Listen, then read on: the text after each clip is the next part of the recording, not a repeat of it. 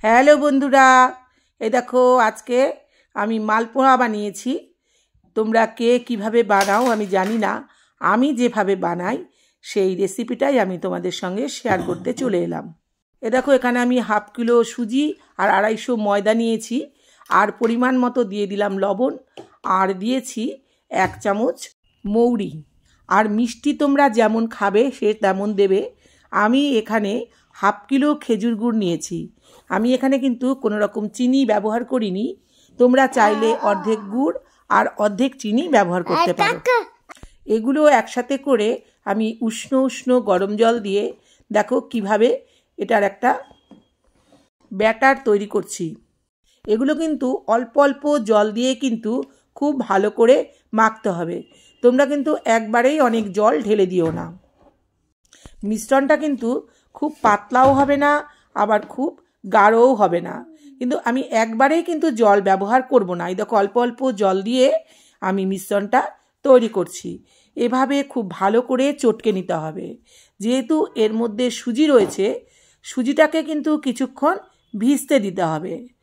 ভিডিওটা তোমরা কে কোথা থেকে দেখছো অবশ্যই জানিও।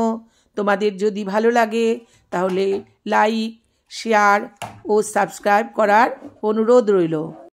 এইভাবে দেখো চটকাতে চটকাতে গুড়গুলো কিন্তু আমার গলে গিয়েছে, এবং এতে আমি এখন খানিকটা জল যোগ করব। জলটা কিন্তু তোমাদের বুঝে দিতে হবে। এইভাবে গুড়গুলো গলা পর্যন্ত ভালো করে চটকাতে হবে।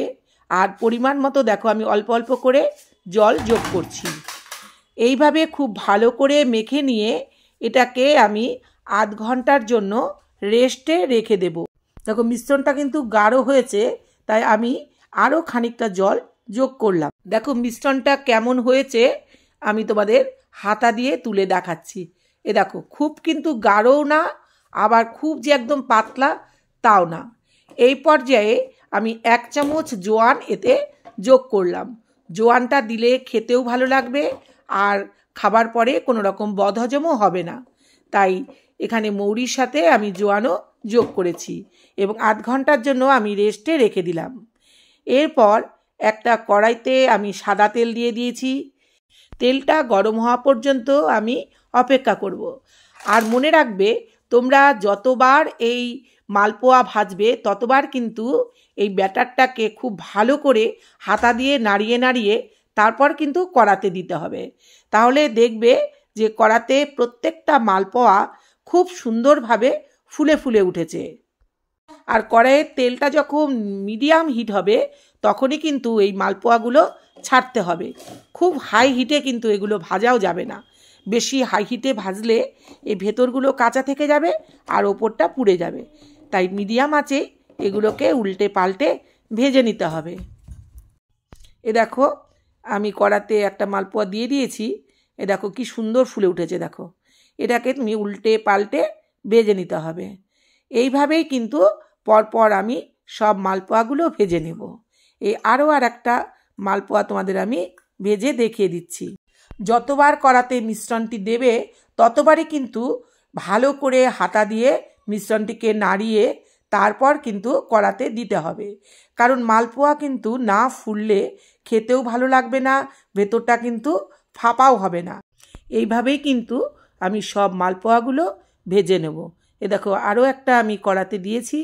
দেখো কড়াতে কিন্তু মালপোয়া দেওয়ার পর খুব সুন্দরভাবে এটি ফুলে উঠেছে। এরপর এক পাশ হওয়া পর্যন্ত আমাদের অপেক্ষা করতে হবে। তারপর আমরা উল্টো দিকটা উল্টিয়ে ভেজে নেব।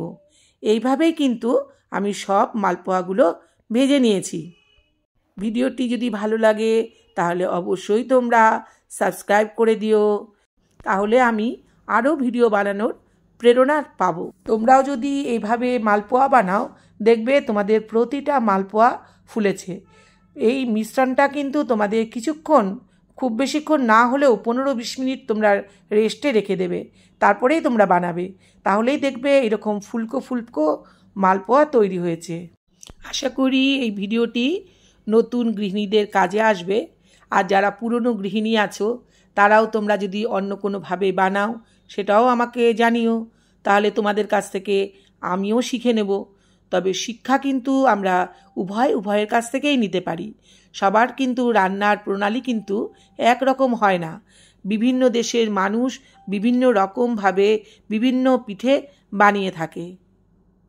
তোমরা চাইলে কিন্তু সুজির পরিবর্তে চালের গুঁড়ো আর ময়দা দিয়েও কিন্তু এই পিঠেটা বানাতে পারো। এই শীতের মরশুমে তোমরা এই পিঠে বানাও এবং খাও। আমি কিন্তু ভীষণই ভালোবাসি এই পিঠেটা খেতে।